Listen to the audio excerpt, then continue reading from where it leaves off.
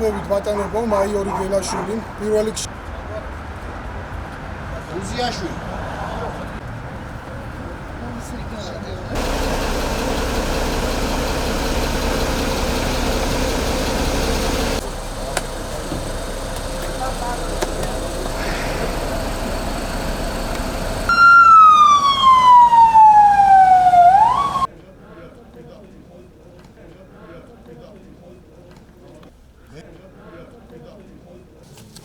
აიშალეთ იარი.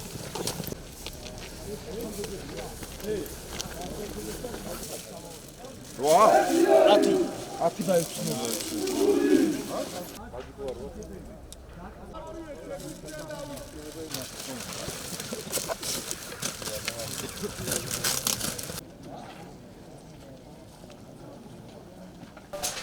ყველა გაჩვენეთ სერია ახშეთ ყველანი რომელ ლოგინზე მიგიწევთ იმ ლოგინზე ვალაგებ ყველაფერს გავიგეთ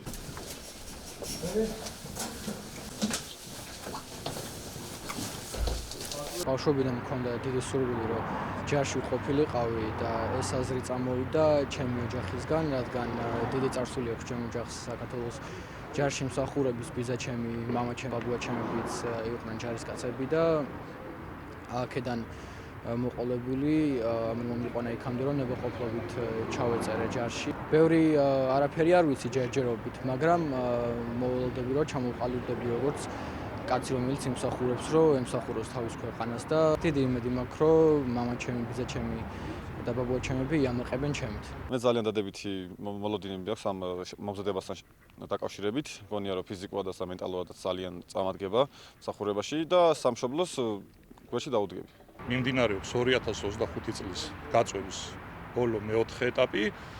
მნიშვნელოვანია ის ფაქტი, რომ 2025 წლის გაწვევის გეგმა შესრულდა სრულად და კიდევ უფრო მნიშვნელოვანია ის ფაქტი, რომ 2025 წლის გაწვევაზე ახალ წვეულების ნახევარზე მეტმა ნებაყოფლობით გამოთქვა სამსახურის სურვილი. მალე დაიწყება 2026 წლის გაწვევა და იმედი გვაქვს, რომ ამ გაწევაზეც დიდი იქნება იმ ახალგაზრდების რაოდენობა, რომლებიც საკუთარი სურვილით ზად არიან ემსახურონ ჩვენს სამშობლოს.